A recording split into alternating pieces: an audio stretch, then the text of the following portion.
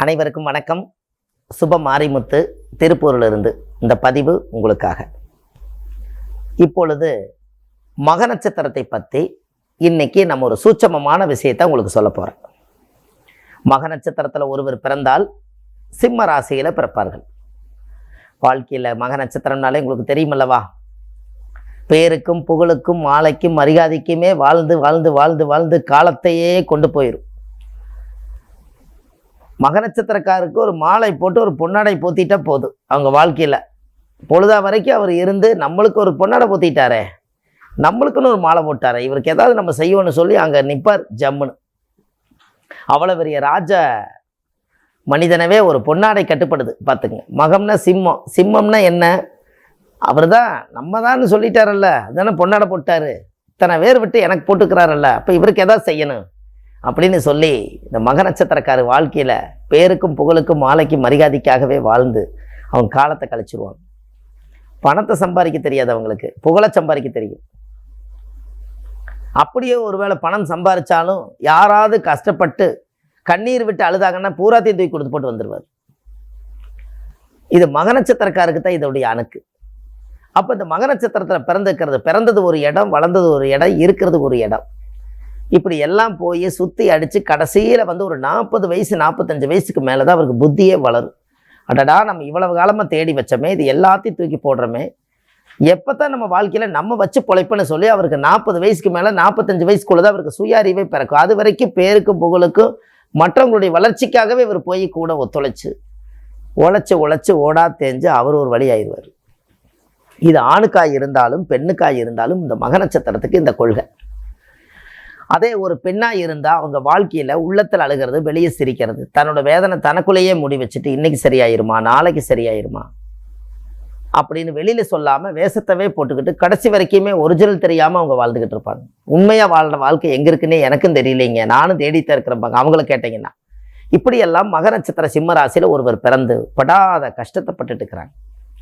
அப்படி இருக்கிறவங்க எந்த நட்சத்திரக்காரை பிடிச்சா வாழ்க்கையில் மேலுக்கு வரலான்னு இன்னைக்கு ஒரு சூட்சமத்தை இன்னைக்கு உங்களுக்கு சொல்ல போகிறேன். மக நட்சத்திரத்தில் ஒருவர் பிறந்து விட்டால் சுவாதி நட்சத்திரக்கார பக்கத்தில் தொழிலில் கொண்டு வந்து வச்சுட்டாலோ இல்லை நட்பு வச்சுக்கிட்டாலோ அவங்களோட வாழ்க்கை அன்னையிலேருந்து பிரமாதமாக இருக்கு. சும்மா ஒரு தெய்வ அனுகூலமான நட்சத்திரம். அந்த சுவாதி நட்சத்திரக்கார் தான் அவங்களோட வாழ்க்கையில் ஒரு பெரிய பொக்கிஷமான நட்சத்திரம். இந்த நட்சத்திரக்காரை வச்சுக்கிட்டா மக நட்சத்திரக்காருக்கு பெரிய ஆலோசனை நட்சத்திரம். அது ஆலோசனை நட்சத்திரம். இப்படி போகாத, இப்படி போ, இது தப்பு, இது ரைட்டு, இது நல்லது, இது கெட்டது அப்படின்னு அவங்க எடுத்து சொல்லுவாங்க. இவங்க கேட்க மாட்டாங்க. நான் சிம்மம், நீ சொல்லி நான் எப்படி கேட்கறதுன்னு போய் பட்டு அழிஞ்சு அப்புறம் மறுபடியும் புத்தி வருமல்ல, அப்போ மறுபடியும் சுவாதி எடுத்த வந்தாங்க. அந்த சுவாதி ஒன்று தான் எல்லா நட்சத்திரம் விட்டுரும், சுவாதி ஒன்று மட்டும் உள்ளங்கையில் தாங்கி பிடிச்சிருக்கும் மகத்தை. அந்த மக நட்சத்திரத்தை சுவாதி நட்சத்திரம் தான் கட்டுப்படுத்தும். இந்த ரகசியம் உங்களுக்கு தெரியுமா? இதெல்லாம் எங்கேயும் கிடைக்காது. இதெல்லாம் பழைய கால நூல்களில் பெரிய பெரிய மகான்கள் ஜோதிட நூல்கள் எல்லாம் வகுத்து அப்படியே வச்சுட்டு அவங்கெல்லாம் மண்ணுக்குள்ளே போயிட்டாங்க. இன்றைக்கி தான் அது பூமியை விட்டு வெளியில் வருது, இந்த உலகத்துக்கு வருது, காணொலியில் வருது. அப்போ இந்த நட்சத்திரத்தில் ஒருவர் பிறந்துட்டாலே மக நட்சத்திரம் ஜெகமாலும்னு சொன்னாங்க. அவ்வளோ பெரிய ஆளும் சக்தி உள்ள ஒரு அமைப்பு. அது முன்னுக்கு வலையினா எவ்வளோ வேதனை, அவங்க வாழ்க்கையில் எவ்வளோ வேதனையாக இருக்கும் நீங்கள் நினச்சி பாருங்கள். கொஞ்சமாக நெஞ்சமா அவங்க கஷ்டப்பட்டது கொஞ்சம் கணக்கே இருக்காது. கௌரவத்துக்காகவே வாழ்க்கையை ஓட்டி ஓட்டி காலத்தை பூரா ஓட்டிடுவாங்களே ஒழிஞ்சு ஒரு நாளும் கூட எனக்காக நான் வாழ்ந்தேன் அப்படின்னு அது சொல்லவே சொல்லாது. கௌரவம், புகழ், பேச்சு இதுகளுக்காக வாழு, தன்னுடைய சுய வாழ்க்கைக்காக அது வாழாது. வரும் 40-45 வயசுக்கு மேலே உடம்பு எல்லாம் ஓரளவுக்கு தேய்மானம் ஆகும்போது அந்த புத்தி வருது. ஏன் நல்லா இருக்கும்போது இன்னும் நல்லா இருக்கலாமே. அப்போ பாருங்க, இந்த நட்சத்திரக்காருக்கு சுவாதி நட்சத்திரத்தை கொண்டு போய் இறைவன் வச்சிருக்கார். கடவுள் எப்படி படைச்சு, எப்படி உருவாக்கி, எப்படி இந்த ஜோதிடத்தை கொண்டு வந்தாங்கன்னு பெரிய பிரமிப்பா இருக்குது பார்த்தீங்க. இந்த நட்சத்திரக்கார், இந்த நட்சத்திரம் பூர்வ ஜென்ம பந்தம். இவங்களுக்கு வழிகாட்டி அவங்க தான், வேற யாருமே இல்லை. அப்போ கண்டிப்பாக உங்களோட வாழ்க்கையில் ஒரு நல்ல மாற்றம் ஏற்பட வேண்டும் அல்லவா? உங்களுடைய ஊழ்வினை கர்மாதோஷ நிவர்த்தி ஆகணும் அல்லவா? தெய்வ அனுகூலம் நம்மளுக்கு கிடைக்கணும் அல்லவா? அதுக்கு தான் இந்த நட்சத்திரம். மக நட்சத்திரக்காரர் எங்கே போனாலும் சுவாதி நட்சத்திரக்காரை கூட கூட்டிகிட்டு போனால் அந்த காரியம் ஜெயம். இதெல்லாம் உங்களுடைய வாழ்க்கையில் ரொம்ப யோசித்து நீங்கள் செய்யணும். அந்த நட்சத்திரக்கார தொழிலுக்குள்ளே வச்சுக்கோங்க, கல்லாப்பட்டியில் உட்கார வைங்க. துரோகம் செய்யாத நட்சத்திரம்னு உங்களுக்கு சொல்கிறேனே, துரோகம் செய்ய தெரியாது அந்த நட்சத்திரத்துக்கு, ஆசீர்வாதம் பண்ணத்தான் தெரியாதுக்கு. நீ நல்லா இருப்பேன் டெய்லி மனசுக்குள்ளேயே யாகம் பண்ணிக்கிட்டே இருக்க அந்த நட்சத்திரம் பக்கத்தில் வச்சுருந்தீங்கன்னா அவர் தான் நல்லா இருக்கும்னு நினைக்கும். அதனால தான் இந்த சூட்சமத்தை நீங்கள் உடச்சி உங்களுக்கு சொல்லித்தார். அப்போ இதெல்லாம் நீங்கள் தெரிஞ்சுக்க வேண்டிய விஷயம் அல்லவா? உங்கள் வாழ்க்கையிலே நீங்கள் நல்லா இருக்கணும் அல்லவா? நீங்களும் வாழ்க்கையில் என்னமோ நம்ம நேரம் சரியில்லை, பிறந்ததே விதி அப்படித்தானோ அப்படிங்கிற விதிங்கிற ஒரு போர்வை தூக்கி நீங்களே போத்திட்டு எதுவும் செயல்படாமல் இருந்தால் இந்த மதி என்னத்துக்காகிறது? அப்படியெல்லாம் இல்லை. இந்த உலகத்தில் நீங்கள் பிறந்ததே உங்களுடைய கர்மாவை தீர்த்து இந்த வாழ்க்கையில் புண்ணியத்தோடு வாழ்ந்து சகல சௌபாக்கியத்தை அனுபவிக்கத்தான் மனித பிறவியை கொண்டு வர்றோம். அப்படி இருக்கும்போது நம்ம ஜாதகம் சரியில்லை, நம்ம நேர காலம் சரியில்லை, நான் பிறப்பே சரியில்லைன்னு உங்களுக்குள்ள நீங்களே தாழ்த்திட்டா எப்படி? அதனால இது பவர் இருக்குது, இந்த இடத்துல யோகம் இருக்குது. அந்த யோகத்தை நீங்கள் ஆக்டிவேட் பண்ணணும், அந்த யோகத்தை நீங்கள் கொண்டு வாங்க. நீங்கள் இந்த பதிவை கேட்டுட்டு நீங்கள் சுவாதி நட்சத்திரக்கார மக நட்சத்திரக்காரு நீங்கள் போய் சந்தித்து அவங்கள போய் பார்த்து கொஞ்ச நேரம் பேசிட்டு அவங்களுக்கு ஒரு டீ சாப்பாடு கொடுத்துட்டு நீங்கள் வாங்க, உங்களோட வளர்ச்சி எப்படி இருக்குன்னு பாருங்கள். எதுவாக இருந்தாலும் நீங்கள் செக் பண்ணி பார்த்துட்டு நீங்கள் உங்களுடைய கடைப்பிடிங்க, தவறே கிடையாது. இதெல்லாமே நட்சத்திர கோலாட்டத்தில் வானசாஸ்திரத்தில் இருந்து பிரபஞ்சத்திலேருந்து அந்த ஒளி நம்ம மேலே படும்போது அந்த ஒளியும் இந்த ஒளியும் தான் நேர் ஒளியாக வரும். அப்படின்னா பாருங்க, அது எவ்வளோ பெரிய அதிசயம். இதெல்லாம் கேட்கும்போது எப்படி இருக்கு? பல ஒவ்வொரு கிரகங்களும் எத்தனையோ கோடி மைலுக்கு அந்த பக்கம் இருக்குது.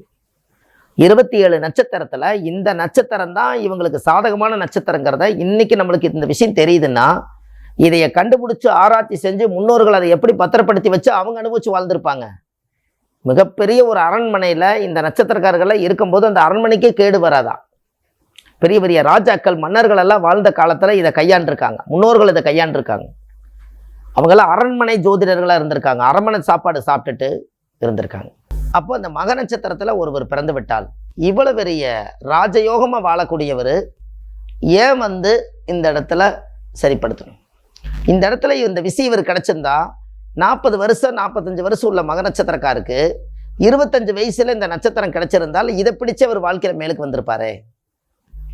அப்போ ஒரு வாழ்க்கைய கடவுள் ஃபிக்ஸ் பண்றாரு. நவக்கிரகம் ஒரு தாயுடைய கருவறையில இருந்து இந்த உலகத்துக்கு இன்ஃபார்ம் பண்ணுது. கடைசியில் ஜாதகத்தை ஜோசியர் கணிச்சு கன்ஃபார்ம் பண்றாங்க. அதானே இப்படித்தான் நீ வாழ போறேங்கிறத யார் சொல்றா? அப்போ இந்த வாழ்க்கையில ஒரு மிகப்பெரிய மாற்றம் இருக்கா? கண்டிப்பா உங்களுடைய வாழ்க்கையில ஒரு நல்ல மாற்றம் ஏற்படுமா? இந்த மக நட்சத்திரக்காரருடைய வாழ்க்கையில 27 நட்சத்திரத்துல மக நட்சத்திரம் தோஷம் இல்லாத நட்சத்திரம் மக நட்சத்திரம். அது உங்களுக்கு தெரியுமா? தாய்க்கு சும கொடுக்காத ஒரே மரம் ஆலமரம் என்று நிறைய பதிவுல சொல்லியிருக்கேன். அந்த மக நட்சத்திரம் என்னைக்குமே உற்பத்தி பண்ணக்கூடிய நட்சத்திரம். இந்த மக நட்சத்திரக்காரர்களுக்கு சுவாதி நட்சத்திரக்காரருடைய அமைப்பு இவர்களுக்கு கிடைச்சிட்டா அவங்க வாழ்க்கை பொக்கிஷமா அவங்களுக்கு ஒரு பெரிய ஒரு அற்புதம் நடக்கும்ங்கிறது இந்த பதிவில் உங்களுக்கு கொடுக்குறேன். அப்போ தெய்வத்தினுடைய அனுகூலங்கள் உங்கள் வாழ்க்கையில் பெரிய பெரிய முன்னேற்றம், பேரும் புகழ், மகிழ்ச்சி, இந்த பூலோகத்தில் நீங்கள் நினைக்கக்கூடிய யோகங்கள், இது எல்லாத்தையும் நம்மளுக்கு ஒரு சாவி கொடுக்கணும்னா ஒரு கீ கொடுக்கறதுக்கு சுவாதி நட்சத்திரக்கார கையில் ஒப்படைங்க. துரோகம் இல்லாத நட்சத்திரம். அந்த நட்சத்திரத்துக்கு ஆசீர்வாதம் பண்ண தெரியும், நீங்கள் எங்கே போனாலும் நல்லா இருக்கும்னு தெரியும், அவங்க போய் அர்ச்சனை பண்ணிட்டு வருவாங்க. அந்த அளவுக்கு உங்களுக்கு ஒரு வளர்ச்சி கொடுக்கக்கூடிய நட்சத்திரம். இன்னும் சொல்ல போனால் அந்த சுவாதி நட்சத்திரம் துலா ராசியில் பிறந்தவங்களா இருப்பாங்க. அந்த துலா ராசியில் பிறந்து சுவாதி நட்சத்திரத்தில் யார் இருந்தாலும் அவங்களுக்கு ஒரு நல்ல ஒரு நிலையான ஒரு வேலையை நீங்கள் செஞ்சுட்டு வாங்க. அனைத்து பிரச்சனைகளும் உங்களுக்கு தீரும். அனைத்து பிரச்சனைகளும் உங்களுக்கு தீரும். உங்களுக்கு அதுலேருந்து ஒரு பெரிய பெரிய யோகத்தை எல்லாம் நீங்கள் எடுத்து உங்கள் வாழ்க்கையில் ஒரு மிகப்பெரிய ஒரு முன்னேற்றத்தை நீங்கள் அடைவீங்க. இந்த சுவாதி நட்சத்திரத்தை கரெக்டாக அவங்கள கண்டுபிடிச்சு அவங்களுக்கெல்லாம் போய் ஒரு நன்மை செய்யும் போது அவங்களுக்கு நீங்கள் ஒரு பணிவிடை செய்கிறது, அவங்களுக்குன்னு ஏதாவது ஒரு சிம்மாசனத்தில் அவங்களுக்கு ஏதாவது ஒரு வேலை வாங்கி கொடுக்கறது, ஒரு அரசாங்க வேலை வாங்கி கொடுக்கறது, ஒரு வீட்டு வேலைக்கு வாங்கி கொடுக்க, ஏதோ ஒன்று அவங்களுக்கு உதவி செஞ்சுக்கிட்டே இருந்தீங்கன்னா அவங்க நல்லா இருக்கும்னு உங்களை பார்த்து சொல்ல அந்த ஆசீர்வாதம் பிரமிப்பார். உங்களுக்கு அதுலேருந்து ஒரு மிகப்பெரிய மாற்றம் பிறக்க ஆரம்பிச்சிடும். அதுலேருந்து உங்களுடைய வளர்ச்சிகளும் நல்லா இருக்கும். இதெல்லாம் தெய்வ சக்தியால் ஆன நட்சத்திரம் தான். முன்னோர்கள் எல்லாம் இதை மறைமுகமாக கண்டுபிடிச்சு மறைமுகமாக இந்த ரகசியத்தை ரகசியமாகவே வச்சுட்டு போயிட்டாங்க. அதனால மக்களுக்கு இது கொஞ்சம் வெளியே வர்றதுக்கு கொஞ்சம் சிரமம். இன்னைக்கு அது வர்றதுக்கு காலம் என்னன்னா, பிரபஞ்சம் நம்மளுக்கு கொடுத்துருக்குது, இதை உலகத்துக்கு சொல்லு, இப்படி ஒரு நட்சத்திரத்தில் பிறந்தவங்க இப்படி ஒரு நட்சத்திரத்தை ஆக்டிவேட் பண்ணால் அவங்க வாழ்க்கை நல்லா இருக்கும் அப்படின்னு ஏதோ ரூபத்தில் அந்த பிரபஞ்சத்தினுடைய ஞானம் சுரக்கலைனால் இது எப்படி நம்ம சொல்ல முடியும்? இது எப்படி இந்த கருத்தை நம்ம உணராமல் இருக்க முடியும்? அதனால் மக நட்சத்திரக்காரர்களுக்கு சுவாதி நட்சத்திரக்காரை நட்பு ரீதியாக வைத்து கொண்டால், அவங்கள எந்த ரூபத்துக்கு அவங்கள மனசை கஷ்டப்படுத்தாமல், அவங்கள பகைச்சிக்காமல், அவங்களுடைய சொத்துக்கு அபகரிக்காமல் எவ்வளவுக்கு எவ்வளவு நீங்கள் வச்சுருக்கிறீங்களோ அவ்வளவுக்கு அவ்வளோ உங்களுக்கு நன்மையே. இதில் இன்னொன்று சொல்கிறேன், நீங்கள் கேட்டுக்குங்க. உங்களுக்கு அது தெய்வ நட்சத்திரம்னு நம்ம சொல்லிட்டோமா, அவங்கள நம்ம சித்திரவதை ஏதாவது பண்ணுனா அது தெய்வ சாபமாகி ஜாதகம் வேலை செய்யாமல் போயிடும். இந்த ரகசியத்தை நீங்கள் தத்துரூபமாக வச்சுக்கோங்க. அவங்கவுங்களுக்கு நட்சத்திரம் நான் சொல்லியிருக்கேன், அந்த நட்சத்திரக்காரர்களை சித்திரவதை பண்ணக்கூடாது, அவங்கள கஷ்டப்படுத்தக்கூடாது. நமக்கு சாதகமான நட்சத்திரத்தை நம்ம போய் பாதகம் பண்ணக்கூடாது. இது பண்ணாமல் இருந்தால் தான் இந்த ஜாதகம் வேலை செய்யும். அப்போ ஜாதகம் வேலை செஞ்சால் தான் நீங்கள் வேலை செய்வீங்க. ஜாதகத்துக்கும் உங்களுக்கும் கனெக்டட் இருக்குது. வெளியிருந்து வரக்கூடிய இது புண்ணியமாக பாவமானு நீங்கள் முடிவு பண்ணுங்கள். இப்படியெல்லாம் பண்ணி உங்கள் வாழ்க்கையில் நீங்கள் எது சரி எது தவறுன்னு முடிவெடுத்து உங்கள் வாழ்க்கையில் இன்னமும் நல்ல பெருசாக வளர முடியும். அதற்காகவே இந்த நேரத்தில் உங்களுக்காக இந்த பதிவை நான் உங்களுக்கு கொடுத்துருக்கேன். உங்கள் வாழ்க்கையில் நீங்கள் இன்னும் நல்லா முன்னுக்கு வந்துடுவீங்க. இனிமேல் இந்த நட்சத்திரத்தை கெட்டியாக பிடிச்சிக்கோங்க.